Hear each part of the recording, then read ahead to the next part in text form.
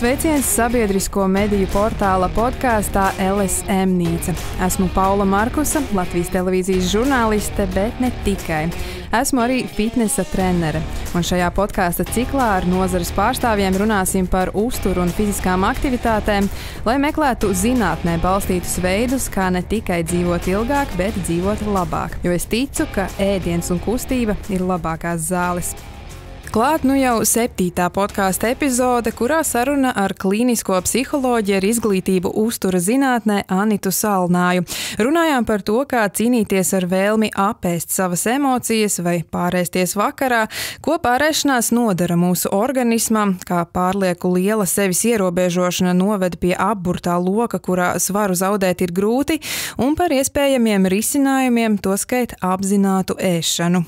Sveiki, Anita! Sveika, Paula! Es uzreiz sākšu ar tādu skaidrojošo jautājumu. Varbūt paskaidro, ar ko atšķiras vienkārši pārēšanās no emocionālas ēšanas vai jau ēšanas traucējumiem? Kur ir tā robeža, kas nošķir vienu no otru, lai ir skaidrs, par ko mēs runāsim šodien? Droši vien tad ir jāsāk arī ar to, kas atšķir emocionālu ēšanu no ēšanas procesa vispār. Tātad ēdam mēs tādēļ, lai uzņemtu trūkstošos uzturvielas, trūkstošos mikroelementus un makroelementus, lai nodrošinātu organismā to homeostāzi, lai nodrošinātu līdzsvaru visu iekšējo organu sistēmu funkcionēšanai. Un tas ir tas normālais vai nepieciešamais uzturu uzņemšanas ēšanas veids. Ja? Tad nākamais, par ko tu arī minēji, ir emocionāla ēšana, kad jau ēšana nosaka emocijas. Tad nepieciešamība uzņemt ēdienu, lai normalizētu, lai tiktu galā ar tām emocijām, kas tajā brīdī ir radušās. Un kompulsīvas pārēšanās gadījumā tad jau ir zudus kontrole pār uzņemto ēdienu daudzumu. Tas ir tas, kas viņu atšķir no emocionālas ēšanas. Un kas parasti ir tie triggeri? Es nezinu, kā latviski varbūt labāk mēs varam atrast šo raksturojumu, kas izraisa to emocionālo ēšanu, jo noteikti katram tie ir savi. Nosacītie triggeri manā izpratnē sadalās trijās grupās. Viens tas būtu, ko es arī iepriekš minēju, dažādi veidi negatīvas emocijas saistībā ar situāciju dzīvē, dažādiem notikumiem, pārmaiņām dzīvē. Visizplatītākās tad varētu būt vai nu dusmas, vai nu bēdas, vai nu vientulības sajūta tikpat labi, ja? Otra tā iemesla grupa varētu būt stress un visi ar to saistītie traucējumi, kas izraisa emocionālu ēšanu. Un trešais, ko es arī savā praksē novēroju ļoti bieži pusauģiem un jauniešiem, ir garlaicība. Kad aiz neko darīt, cilvēks vienkārši ņem un ēd tādā veidā kompensējot to negatīvo emociju, to garlaicību. Tātad garlaicība arī ir emocija? Nē, tā būtu kļūda, tā interpretēt. Emocija rodas varbūt tāda, tā pati nomāktība vai bēdas vai kaut kādas dusmas saistībā ar to, bet iemesls ir garlaicība. Iemesls tāpēc, ka tas pusaudzis vai jaunietis nav nodarbināts ar to, ko viņš pats vēlētos tajā brīdī. Tu ikdienā daudz strādā ar pacientiem un redzi, cik šī problēma ir izplatīta tieši tagad, turoties pie emocionālās ēšanas tēmas, cik tas ir izplatīts Latvijā? Es domāju, ka Latvijā tas ir nemazāk izplatīts kā pasaulē kopumā. Vienīgi tas, ka šie nav ēšanas traucējumi, līdz ar to viņi netiek diagnosticēti. Bet arī vispār zināms fakts ir tas, ka arī ēšanas traucējumi netiek pilnībā diagnosticēti. Viss ir atkarīgs no tā, vai tad cilvēks vēršas pēc palīdzības, un ja viņš vēršas pie psihiatra un ja tiek uzstādīta diagnoze ēšanas traucējumam, tad viņš aiziet kopējā statistikā. Ja? Bet emocionāla ēšana, tas nav ēšanas traucējums, un līdz ar to viņš vispār šajā statistikā neiekļaujas. Bet ikdienas pieredze rāda to, ka ļoti daudz cilvēku visās vecuma grupās ir ar tādu traucējumu pazīmēm, ja? Ar emocionālās ēšanas pazīmēm. Vai vispār ir viegli nošķirt emocionālu ēšanu no pārēšanās, jo bieži vien man liekas, ka tu apētās savas emocijas, tu bieži vien arī pārkāp to savu sātas sajūtu? Vai var viegli noteikt tās robežas? Robežas Ir grūti noteikt, jo tāpēc, ka tikai cilvēks pats var identificēt, vai viņš ir ēdis tādēļ, lai kompensētu savas negatīvās emocijas, un saprast, vai tā ir emocionāla ēšana, vai tā ir kompulsīva ēšana. Tā diagnostiskā atšķirība ir tā, ka pie kompulsīvas ēšanas ir tāda, ka cilvēks nejūt to sāta sajūtu vispār. Pie emocionālas ēšanas viņš tomēr kaut kad jūt, kad viņš ir bišķi pa daudz apēdis, un parādās arī tā pati vainas sajūta un kauna sajūta, kas arī pie kompulsīvas pārēšanās, bet kompulsīvas pārēšanās gadījumā tas ir biežāk. Un kas ir tas iemesls, kāpēc neizjūt šo sātu? Vai tas ir kaut kādas jau fizioloģiskas izmaiņas, vai tas ir psiholoģiski? Viss, kas attiecās uz ēšanu, visam pamatā ir fizioloģija. Visam pamatā ir fizioloģija. Un ir ārkārtīgi daudz pētījumu par šo tēmu, un tad tur tie iemesli, kāpēc vispār šāda veida traucējumi rodas, ir tātad biopsihosociālie. Ja? Pateikt, kad ir viens iemesls, kāpēc cilvēks neizjūt to sāta sajūtu, tas būtu kļūdaini, tāpēc, ka parasti tur ir vairāk iemeslu kopā, kāpēc tā sāta sajūta. Kāpēc viņa neiestājās, vai kāpēc viņu nejūt cilvēks. Jo parasti par to signalizē noteikti hormonu izdala un noteikti hormoni, ko izdala arī mūsu kuņģu zarnu trakts, kas tad galvas smadzenes informē par to, ka ir jāiestājas šai sāta sajūtai. Bet iemesls, kāpēc viņi neiestājas, katram var būt atšķirīgs. Bet noteikti, ka šādas arī regulāras pārēšanās, ēšanas pāri sāta sajūtai arī ietekmē šos hormonus, kas atbild par izsalkumu un sātu, un kaut kā var sagrozīt to visu sistēmu. Jā, un tāpēc arī ir ļoti daudz pētījumu par to, ka gan tā atalgojuma sistēma galvas smadzenēs ir izmainīta, gan arī zarnu mikrobioms ir izmainīts ēšanas traucējumu gadījumā, un tā skaitā arī emocionālas ēšanas gadījumā. Tad arī vispār tā mūsu galvas smadzeņu darbība ir savādāka, tad, ja mums ir darīšana ar ēšanas traucējumiem. Pat arī struktūrāli tās izmaiņas ir novērojamas. Varat pastāstīt, kādas ir tās izmaiņas? Laikam nē, tāpēc, kad es tomēr esmu klīniskais psihologs un es esmu strikti sapratusi arī, ka nav man kompetence, tā teikt, jaukties uzturu speciālistu jomā, ja, vai psihiatru jomā, kas tad atbild par ēšanas traucējumiem. Labi, par to emocionālu ēšanu runājot, cilvēks apzinās, ka viņš apēd savas emocijas, bet vienlaikus, tie nav ēšanas traucējumi un, viņš visu turpina kā ierasts. Kur varbūt ir tā robeža, kur jau ir kaut kādi jau sāk zvanīt brīdinājumi, signāli, ka, var attīstīties arī nopietnākas problēmas un ka tomēr to vajadzētu risināt. Vai arī jau pašos pirmsākumos, kad tu jūti, ka tu apēd tās emocijas, ka tā jau ir risināma problēma? Dažreiz cilvēks pats priekš sevis identificē, ka tā viņam ir problēma, kad viņš ir pārguris vai arī pārāk nostresojies darba laikā vai savas ikdienas slodzes rezultātā. Un vienkārši netiek galā ar emocijām vai stresu. Un tad sarunas laikā atklājas arī tas, ka viņš to tikšanu galā ir atradis kā ēšanu kā veidu, lai tiktu galā ar tiem ikdienas stresiem. Tas ir viens variants, un otrs, kad parādās jau tīri fiziski simptomi vai fiziski traucējumi vai veselības problēmas, kuras sīkāk analizējot, nonāk cilvēks pie secinājuma, ka pamatā ir tā ēšana, kas to ir radījusi. Liekais svars, aptaukošanās. Varbūt vari pastāstīt, kas ir sāts, kas ir tas, kas definē sātu?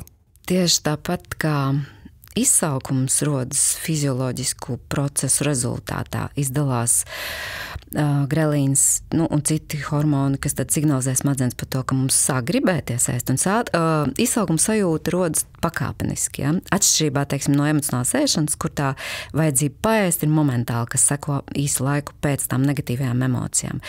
Un sāta sajūta savukārt ir tā, par ko sāks signalizēt arī mūsu kuņģu zarnu trakts, kaut vai, ka tas kuņģu sieniņu iestiepums ir, kad kuņģītis ir piepildīts, tad galvas smadzenes saņem signālu, kad ir jābeidz ēst.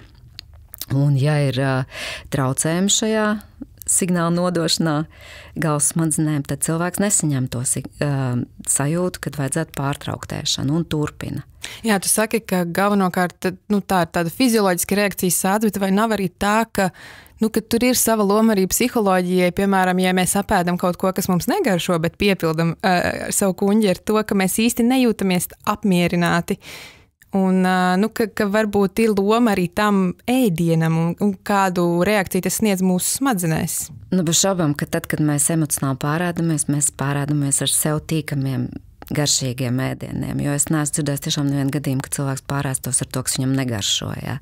Protams, tie garšīgi ēdieni būs saldie, neveselīgie, ogļu hidrātiem bagātie, traknie un visnotaļ nevēlamie. Bet sāta sajūtu mēs parasti iegūstam ēdot pilnvērtīgi, veselīgi, sabalansēti, ja, tā piedomājot tomēr pie tā, ko mēs ēdam. Jā, parunājot par tiem ēdieniem, kurus parasti izraugās, ar kuriem pārēsties, tur noteikti sava loma. Sava loma ir arī šo ēdienu ķīmiskajās reakcijās, ko tās izraisa, piemēram, dopamīnu, un arī, tajā, kā šis ēdiens ir veidots, būtībā ķīmiski veidots, ir īpaši runā par pārstrādātu uzturu, ka tas ir veidots tā, lai izraisītu šo atkarību un lai tas sāc nāktu krietni vēlāk nekā, piemēram, no pilnvērtīga uztura.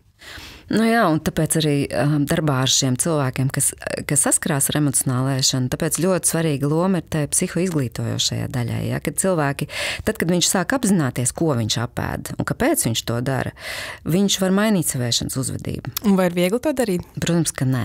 Protams, ka nē, jo tāpēc, ka tas nav sprints, tas ir maratons, ja mēs runājam tādā pārnestā nozīmē. Bet man liekas, ka neatkarīgi no tā, cik reizes izdodas ar to cilvēku tikties konsultācijās un cik lielā mērā izdodas ietekmēt to viņa ēšanas uzvedību, tas, kas tiek izdarīts, tas jau ir palīdzoši viņam tādā situācijā, kur viņš nonācis. Jā, man bija saruna arī ar uzturu speciālisti, ar kur mēs nedaudz pieskārāmies šai tēmai, vairāk gan par pārēšanos mēs runājam nekā par emocionālu ēšanu, bet, kā mēs jau secinājām, ka tur nevar tik skaidri nošķirt.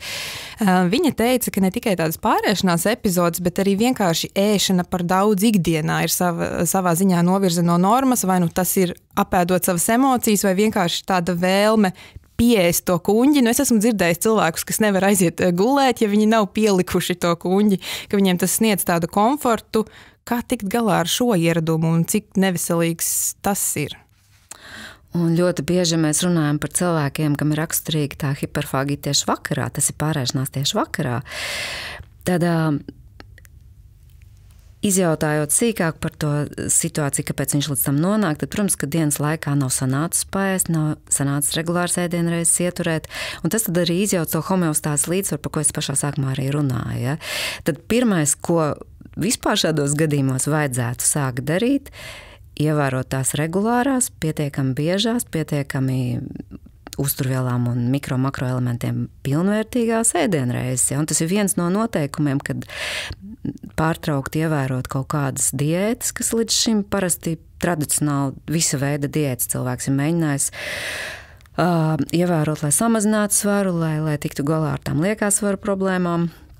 Un tad, kad tas viss tiek pārtraukts, tad, ka viņš atļauj sev ēst normāli, pilnvērtīgi, pietiekami bieži un pietiekami regulāri, ar uzsvaru uz pēdējo vārdu regularitāti, ja, tad arī īstenībā ļoti daudz kas sakārtojās ikdienā. Vai tad varētu teikt, ka arī šī intervālā badošanās izjauc to homeostāzi? Tā ir tāda ļoti kutelīga tēma, īpaši mūsdienās, ka tas ir tik ļoti populāri. Esmu arī analizējis datubāzēs pieejamo informāciju. Protams, kad ir ieteikumi uz svaru samazināšanu, nenoliedzam un ļoti vēlam un atsevišķos gadījumos pat nepieciešam, bet tāda pētījumu par ilgtermiņa ietekmi uz veselību kopumā nav. Un tas ir vienkārši tāpēc, ka tas nav populāri pietiekami ilgu laiku posmu, lai mums būtu pietiekami daudz pētījumu, kas to apstiprina. Ja turpinam vēl par emocionālu ēšanu un pārēšanos, es no šīs jomas pētniekiem esmu dzirdējusi, ka tam pašam pamatā ir labi nodomi, vēlme tā kā sev palīdzēt, dot sev komfortu, tikai šis ir tāds nepareizais veids, kā to darīt. Kas būtu tie pareizāki veidi, kā rast sev šo komfortu, nenodarot sev pāri? Jā, ja mēs atgriežamies vispār pie pašiem cilvēka pirmsākumiem, ka mēs piedzimstam tā kā mazi zīdēnīši, ja? Kas tad sniedz mums to baudu un gandarījumu? Tas ir ēdiens, tā ir barošana ar krūti, kad mamma pieliek zīdēni pie krūts, viņu pabaro. Viņš ne tikai saņem barības vielas, viņš saņem arī to emocionālo kontaktu. Atsevišķos gadījumos tas bēbis, viņš vienkārši nomierinās tādā veidā. Ja? Un ko tad reģistrē mūsu galvas smadzenes, ka tas ēdiens tomēr var būt kā veids, kā mēs sevi nomierinam, kā mēs sevi ne tikai pabarojam fiziski, bet arī mentāli, emocionāli, tā skaitā. Bet jau pieaugot, protams, ka mūsu arsenālā ienāk arī citi veidi, kā sev palīdzēt, tās pašas fiziskās aktivitātes, kas tieši tādā pašā veidā rosina dopamīnu izdevumu mūsu organismā. Ja? Un tad varbūt tādā brīdī, kad es esmu mentāli nogurusi, es labāk izvēlos fiziski pakustēties nekā pieēsties ar sev tīkamiem, piemēram, produktiem, kas man garšo ar bulciņām. Ja? Tad man ir alternatīvas, un pieaugušais cilvēks var pieslēgt to savu prefrontālo galvas smadzeņu daļu un izdomāt, kā viņš kompensēs savu nogurumu vai savu to emocionālo badu. Tad būtībā tā komforta saņemšana caur ēdienu mums jau ir jau no pašiem zīdaiņu laikiem jau ieaudzināts, vai vispār var to tā izmainīt, ja ir šāda problēma arī pieaugot jau. Protams, ka var izmainīt, un tad nākamais tas princips, pirmais tātad mums bija tās regulārās ēdienreizes, pietiekami biežas, un otrais tad būtu uzmanības pievēršana tam, ko mēs ēdam. Tāpēc, tāda apzināta ēšana, jo emocionāla ēšana ir neapzināta ēšana, neapzināta ātra reakcija, uzņemt uzturu, lai kompensētu emocionālo badu. Ja mēs apgūstam to apzināto ēšanu, kad mēs iemācāmies pievērst uzmanību, kāds tas ēdiens izskatās formai, krāsai, garšai, iemācāmies pievērst uzmanību tam, cik daudz apēdot, mēs jau esam ieguvuši gan sāta sajūtu, gan arī to apmierinājumu sajūtu, ko dod ēdiens. Un mēs iemācāmies apstāties. Tas ir tas varbūt arī nākamais solis, ko var darīt, lai mainītu to emocionālo ēšanu. Jā, par šo apzināto, jeb intuitīvo ēšanu mēs vēl vēlāk paturpināsim, bet vēl parunājot par šo pārēšanos. Bieži vien ir uzskats, ka svētkos vai tās dažas dienas gadā jau drīkst. Tā kā tiek normalizēta šī pārēšanās, bet noteikti, ka pat ja svara ziņā tur nav par ko uztraukties, jo galvenokārt šis svars ir ūdens aizture, tomēr vai ir pareizi normalizēt pārēšanos svētkos, vai tomēr arī svētkos vajadzētu pieiet ar mēru, zinot, ka tas gan jau kaut ko nodara mums pāri. Ja mēs runājam par tādu garšīgu produktu uzņemšanu svētku reizēs, tad pilnīgi noteikti tas neko sliktu mums nenodarīs, tāpēc, ka tā svētki jau nav ikdiena. Ja tā ir ikdiena, jo stress un negatīvas emocijas nereti tā ir arī ikdiena cilvēkiem, ja? Bet tik, cik mēs uzņemam svētkos, tas mūsu organismam absolūti nevar kaitēt tā iemesla dēļ, kad atgriežamies pie tā, ko mēs runājam sākumā, tā homeostāze, ko organisms visu laiku centīsies uzturēt. Ja? Tas līdzsvars, pat ja kaut kādā brīdī mēs apēdam pa daudz, viņš tērēs tik, cik mums vajag.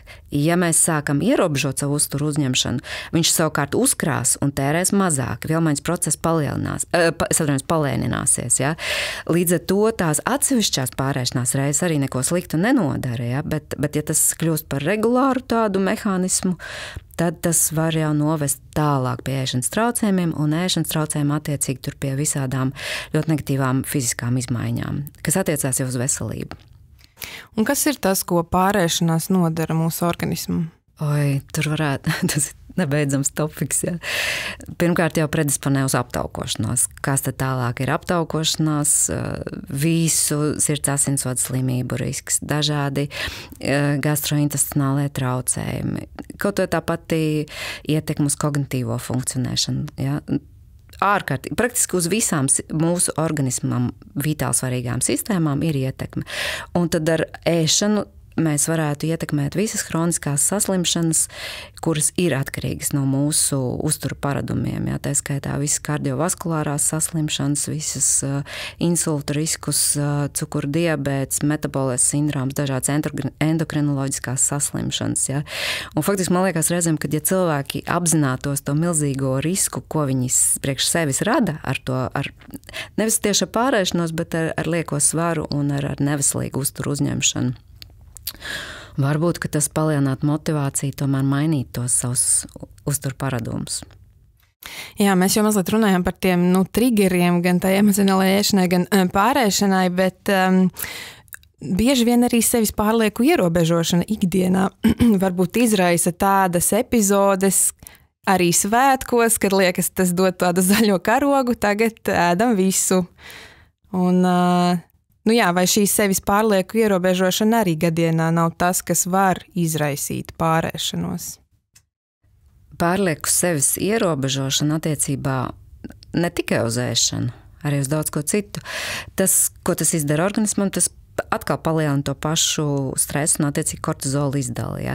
Apetīti, protams, ka palielinās, un tas neko labu neizdara, jo kaut kādu laiku, tā teikt, saņemoties un ierobežojot sev, mēs kaut kad atkal noraujamies pēc kāda laika. Un tāpēc mēs atgriežamies tā pirmā punkta, ko es arī teicu, ja mēs gribam tikt galā ar emocionālu ēšanu, pārēšanos vai arī jebkura veida ēšanas traucējumiem, tad diētas nav tas, kas palīdz. Tātad nevajag sevi ierobežot, vajag iemācīties ēst savādāk, bet ne ierobežot uzturu uzņemšanu. Bieži vien pēc pārēšanās liekas, ka tagad vajag kompensēt ar vēl lielākiem ierobežojumiem, un tas jau tādu apburto loku rada. Jā, jo mums rodas vainas sajūta un mums rodas kauna sajūta. Abas divas tās ir kontekstā gan ar emocionālu ēšanu, gan ar kompulsīvu pārēšanos. Un tad rodas tas tiešām aburtais loks, kad tu pārēdies, pēc tam tev ir negatīvas emocijas. Lai tās negatīvās emocijas tik lielā mērā neizjustu, mēs pēdam atkal, jo tajā brīdī, kad mēs pēdam kaut ko labu, garšīgu, un mums atkal izdalās tas dopamīns, kas mazliet uzlabo garstāvokli, mazliet samazina tās negatīvās emocijas. Tad atkal te būtu varbūt palīdzoši kaut kādas aktivitātes, ko mēs varam kā alternatīvu priekš sevis iemācīties, kā alternatīvu tai ēšanai. Tad būtībā atrast, kā to pašu komfortu sev rast citos veidos, nevis ēdienā arī, lai šo aburto loku izjauktu, kas saistās ar pārlieku ierobežošanu un tad atkal pārēšanos. Jā, un ja mēs runājam par bulimiju vai kompulsīvu pārēšanos, kur ir kauns un vainas sajūta kā ļoti raksturīgas emocijas, tad tas, ko tie cilvēki nereti nav apzinājušies līdz tam, ka viņi atnāk pie speciālista, kad viņam nav jājūtās vainīgam par to, ko viņš ir apēdis. Bet tur jau, ja paskatās mazliet dziļāk, tur vainas sajūta jau ir tādā personības struktūrā, un ļoti bieži arī ir citi psihosociāli faktori, kas ietekmē to ēšanas traucējumu rašanos. Bet viņam ir jāsaprot, ka viņam nav jājūtās vainīgam, vai viņam nebūtu jāizjūt kauns par to, ka tā epizode ir bijusi. Jā, tad tā vienreiz tu vari norauties, un tas arī tas, kas tiem cilvēkiem ir jāsaprot. Pat ja tev vienreiz nesanāk turēties pie tā savu veselīgā grafika, tas nenozīmē, ka viss tagad ir nobrucis. Ja? To vienreiz tu sev piedod, aizmirsti, ej tālāk. Tu vari izdarīt uz nākotni, attiecībā uz nākotni, to labāko, ko tu no sevis var prasīt.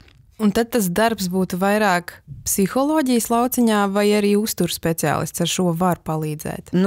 Parasti jau saka, un ideālā variantā tas ir komandas darbs. Tur ir gan uzturu speciālists, ēšanas traucējumu gadījumā nereti tiek piesaistīts arī psihiatrs, tāpēc, ka tur ir arī ļoti daudz komorbīdu traucējumu, kas varētu būt depresija, trauksme un tas pats stress ļoti izteiktā līmenī. Tātad uzturu speciālists, psihiatrs, un pats par sevi arī klīniskais psihologs, un bērnu gadījumā arī iespējams tad arī pediatrs. Vai ir kādas metodes, kā to risināt arī pašam? Varbūt, ja nav iespēja vērsties pie speciālista, piemēram, runājot par pārēšanos, tajā brīdī, kad tu jūti, ka nāk virsū tā epizode, varbūt ir kaut kādi tādi triki, kā to novērst, vai kā sevi apmānīt, vai kā ar sevi sarunāt, lai tas nenotiktu? Redz, ja mēs runājam par emocionālu ēšanu, tad tur ir pirmais nevis saprast, ka mēs ēdam emocionāli, bet saprast, kas tad ir tā negatīvā emocija vai kas ir tā negatīvā situācija, kas mūs predisponē uz tādu rīcību, uz tādu uzvedību. Ja? Un to mēs varam saprast, pieslēdzot savu loģisko prātu, pieslēdzot savu prefrontālo galvasmadzeņu daļu, ja, jo tur notiek visa emocija kontrola, tur notiek visa uzvedības kontrola. Tanī brīdī, kad rodas emocija, piefiksēt viņu. Piemēram, darbā ir kāda ļoti stresa izsaucoša situācija, piefiksēt, ka šī brīdī es nervozēju, es uztraucos ļoti. Ja. To var dažādās aplikācijās darīt, to var rakstiskā formātā, papīra formātā darīt. Ja. Vai vienkārši ievērot, ka šī brīdī es uztraucos, es nervozēju. Un paskatīties, ko es daru tālāk. Vai es, piemēram, aizēju uz ēdnīcu un pēdu veselīgu, pilnvērtīgu, sabalansētu ēdienreizi, vai es eju garām konfekšu traukam un paņemu 4 konfektus un apēdu, un man paliek labāk, un es izlaižu to ēdienreizi. Ja? Tātad galvenais ir pievērst uzmanību tai emocijai, kas rodas, piefiksēt to emociju.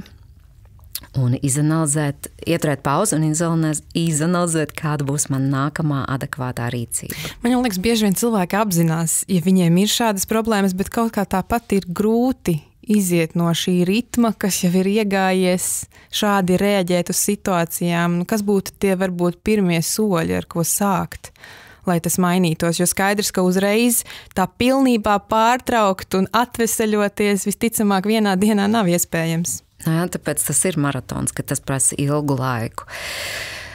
Un ir, primāri, man liekas, būtu divas lietas. Tiešām pārtraukt visas diētas, kas ir mēģināts līdz šim ar mērķi samazināt svaru. Un otra lieta ir normalizēt, piespiest sevi normāli ēst ikdienā, regulāri ēst. Ja? Jo tāpēc, kad vismaz fizioloģiski, lai cilvēkam nebūtu tā izsalkuma sajūta. Un trešā lieta, pievērst situācijām uzmanību, kas rada negatīvās emocijas. Un tad nereti arī cilvēkiem sākumā, ar ko mēs sākam strādāt, sākumā tiek lūgts veikt pildīt dienas grāmatas, kur viņi piefiksē tās negatīvās emocijas, tieši kādas viņam rodas, saistībā ar kādu situāciju tās notiek, un piefiksēt, vai pēc tam viņš, piemēram, izvēlās kādas neveselīgas ēšanas paradumus, vai arī viņš izvēlas kaut ko citu darīt tajā brīdī. Un tad jau tu uzreiz var redzēt to korelāciju, kas parādās. Ja?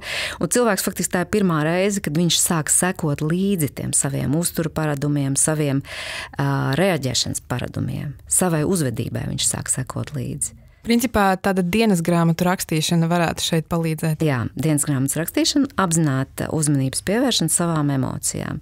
Jo, teiksim, ja mēs ņemam kaut vai no kognitīvu-behaviorālās terapijas, ja mums ir emocijas, saistībā ar to mums ir domas, un pēc tam ir uzvedība.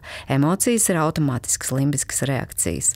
Domas ir kaut kas, kas rodas saistībā ar to, bet uzvedība ir kaut kas, ko pieslēdzot to prefrontālo garos, ko mēs tad varam kontrolēt. Bet tur vajag bišķiņu pauzi ieturēt starp tām automātiskajām emocionālajām reakcijām un starp to uzvedību, ko tad mēs izvēlamies. Tas nozīmē, ka tajos brīžos, ka liekas, ka mums nav vara par savu uzvedību, patiesībā ir jāapzinās, ka mums ir vara un ka mēs varam to kontrolēt, jo tajos brīžos, ka liekas tik ļoti tevi pārņem tā vajadzība pēc ēdiena, ka liekas, ka nevar kontrolēt, tad varbūt pareizi būtu ieturēt pauzi un sevi novērot. Tas būtu ideāli, jā, ja tas izdotos. Jo mēs nevaram kontrolēt to, kas attiecās uz bioloģiju un to, kas attiecās uz ģenētiku, jo tas ir ārpus mūsu kontrolas. Un viens no mītiem arī ēšanas traucējumu gadījumā ir, ka tas ir gribas spēka trūkums, ja, bet tas nav gribas spēka trūkums, tur ir daudz citas fizioloģiskas reakcijas pamatā, par kurām tad mums nav tās kontrolas. Bet par savu uzvedību mums ir kontrola. Par emocijām nē, bet par uzvedību ir. Tad būtībā viens no tādiem trikiem varētu būt nedaudz nogaidīt, kad uznāk tā vēlme meklēt atbalstu ēdienā, mazliet nogaidīt un saprast, vai tiešām ir izsalkums, vai kaut kādas emocijas, vai kaut kas cits jau. Jā, iemācīties saprast, vai tas ir tiešām izsalkums, kas rosina meklēt ēdienu, vai tā ir emocija kaut kāda, kuru es mēģinu kompensēt tādā veidā, vai arī tā ir vienkārši garlaicība, es neko darīt gribu ēst, ja, tagad knakstīties, gribu našķoties, ja, tāpēc, ka man vienkārši nav ko darīt. Jā, man liekas, tā arī ir bieži izplatīta problēma, ka ēdais garlaicības, tad kāds ir risinājums kaut kā aizpildīt to laiku, visticamāk ar kaut kādām jēdzīgākām nodarbēm. Citreiz, piemēram, mēs arī darām tādu lietu, ka mēs sastādām sarakstu ar nodarbēm, kas tad varētu būt alternatīva tai ēšanai, ja, kā ēšana, kā dopamīna gūšanas veids, tad kas vēl ir tās aktivitātes, kas cilvēkam sagādā prieku. Un faktiski citreiz pat līdz tam, ka viņš nonāca psihologa kabinetā, viņš pat nav aizdomājies, kādas tad vēl tās alternatīvas.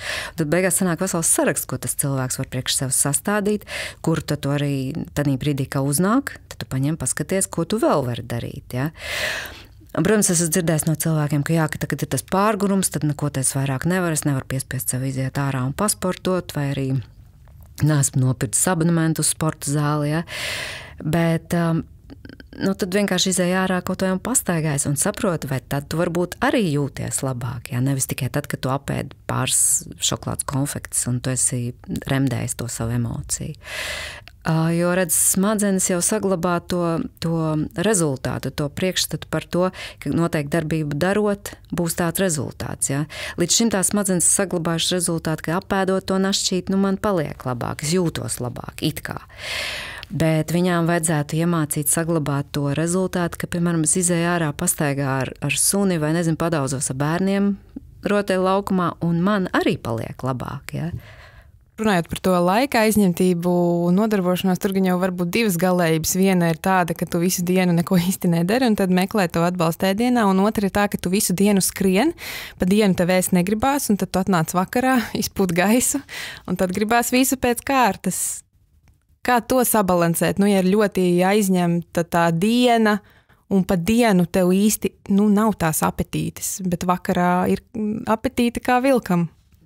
Kā piespiest sevi ēst regulāri, laikam nebūs tāda viena burvju paņēmiena, ja, bet ja mēs visi saprotam, ka cita varianta nav, kā izvairīties no tās vakara hiperfāgijas, no tās vakara pārēšanās, kā paēst dienas laikā normāli, tad tev ir jāizdomā, vai tu paņem, lunchbox līdzi, kur tev ir tie ēdieni, kur tu vari sev garantēt tās, kā minimums 3 ēdienreizes ar 2 uzkodām pa vidu, ja? Jo, tas ir tīri fizioloģiski, tad jau, tad tas cilvēks nav izdarījis visu, ko viņš var izdarīt savā labā, ja? Jo fizioloģiski mums gribās to noteikti tās stundās tomēr paēst, ja? Tāpēc, ka tas organisms signalizē ar noteiktām hormonālām izmaiņām, kad viņam nepieciešams uzņemt tās trūkstošās uzturvielas. Un mēs nevaram, fizioloģiju mēs nevaram ignorēt.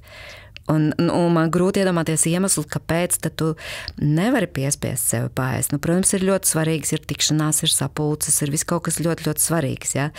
Bet, cilvēks pat savā darba vietā, es atvainojos, ir aizstājams, ja? Bet pats priekš sevis, tad, kad tā veselība jau ir sabojāta, tad vairs viņš nevienam nebūs vajadzīgs arī pat tādā darba vietā, dēļ kuras viņš skrien vai pārslogo sevi.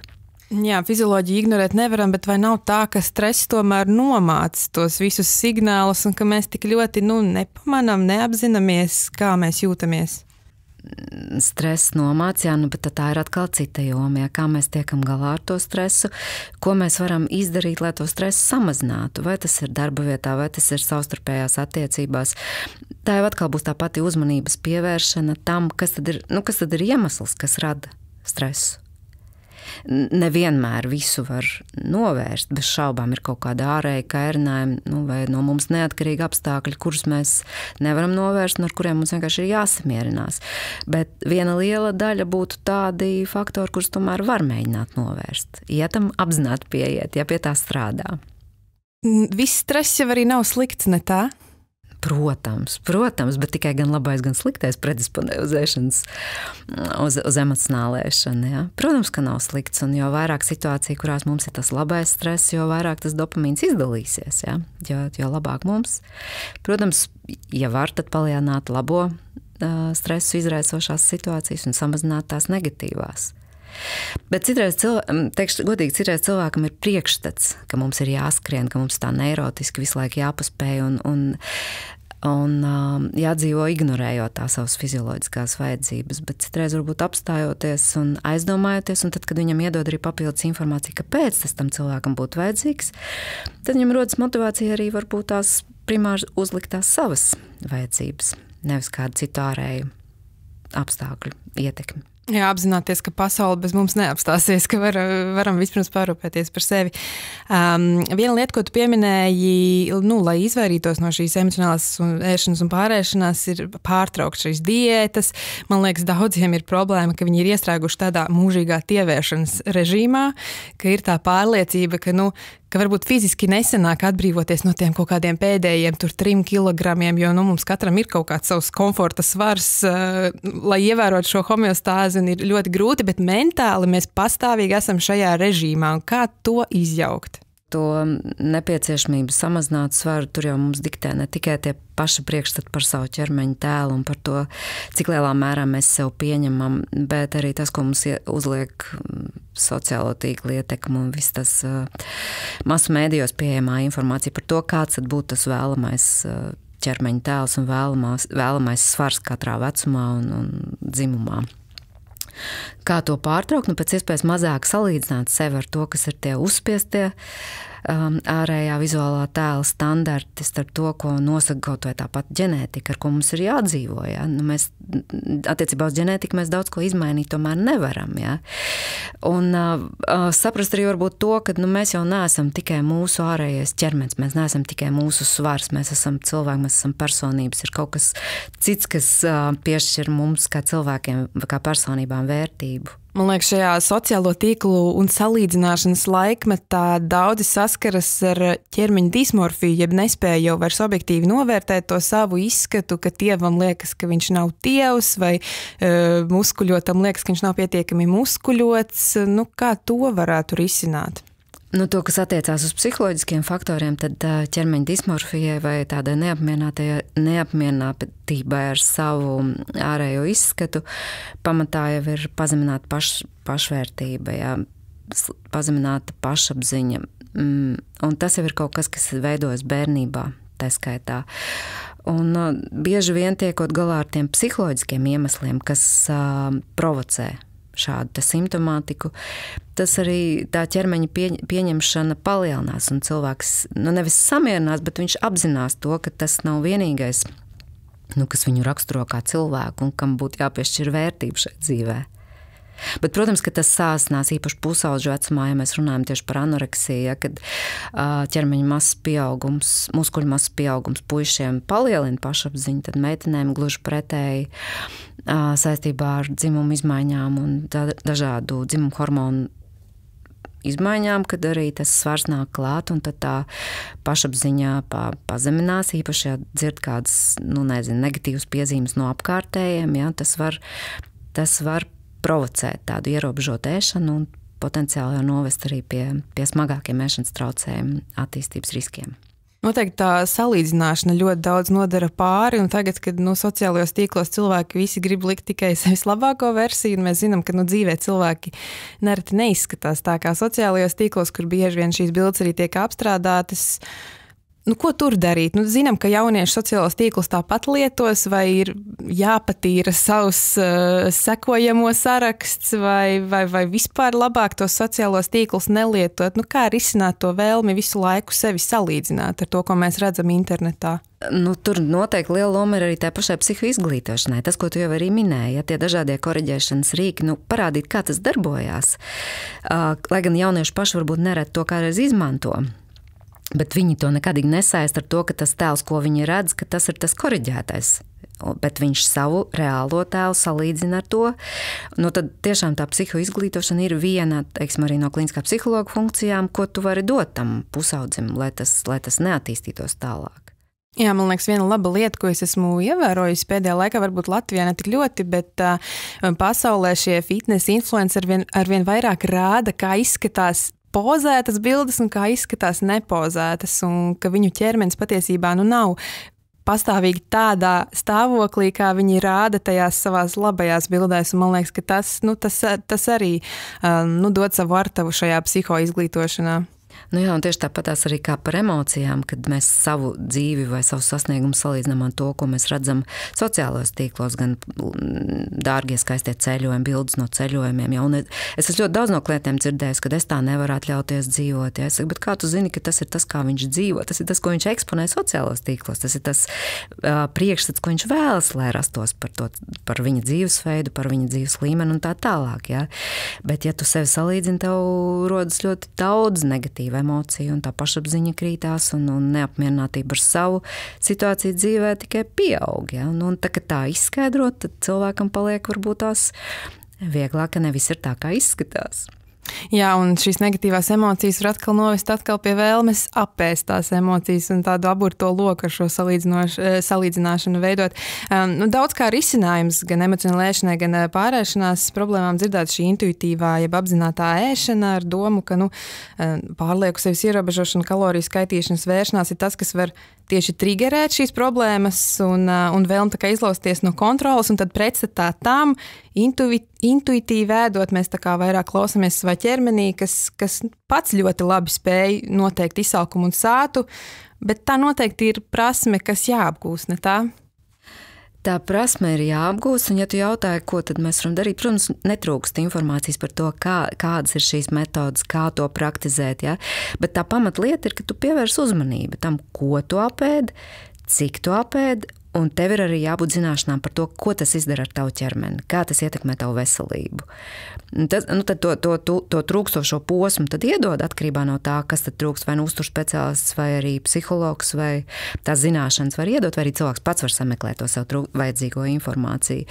Bet apzinātēšana ir uzmanības pievēršana, izgaršošana, uzmanības pievēršana arī tam, kas fizioloģiski notiek mūsu ķermenī, cik mēs jūtam sācējot pēc tam, ka mēs apēdam, piemēram, pusi no tās bulciņas, kas mums ļoti, ļoti garšo. Ja? Pirms tu ēd to otru pusi, sagriez mazākos gabaliņos, un pirms tu ēd to nākamo gabaliņu, padomā, vai tev to vēl prasās, vai tu gribi, vai tu jau esi remdējis to izsalkumu. Ja tas tik tiešām ir izsalkums, kas ir bijis pamatā.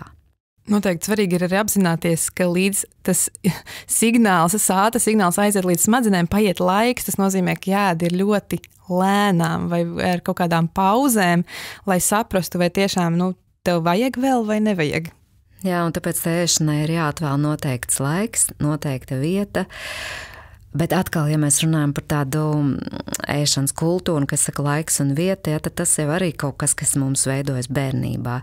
Jo bija pat, ja nemaldos, kaut kāds 2023. gada pētījums, plašs pētījums ar 180,000 dalībnieku, kur piedalījās bērnu vecumā no 2 līdz 17 gadiem, kur pētīja, kāda ir viņu ēšanas paradumi, cik lielā mērā viņā ģimenēs, pie galda, noteiktās ēdienreizēs, visi kopā aprunājoties. Un pēc tam tālākā ēšanas traucējuma attīstība. Un tad, protams, kuriem šīs ēšanas paradumi bija traucēti, kas neēd kopā ar vecākiem, kā bērni, ja, kas ēda jau atsevišķi, kas haotiski uzņēma uzturu, kuriem nebija tās kopīgās ģimenes maltītes. Tur bija tas risks ēšanas traucējumiem daudz lielāks nekā tie, kuriem šīs ēšanas tradīcijas bija tādas stabilas un ģimenē attīstītas jau. Tāpēc tas ir tas, ko mēs varam darīt jau sākot ar saviem mazajiem bērniem. Iemācīt, kā smuki ēst un kā iegūt no tā baudu, esot kopā, komunicējot. Un ne tikai ēdiens kā emocijas kompensēšana, bet ka tās emocijas dabūna arī sarunā ar tiem saviem ģimenes locekļiem, atbalstā, ko tu saņem no ģimenes locekļiem.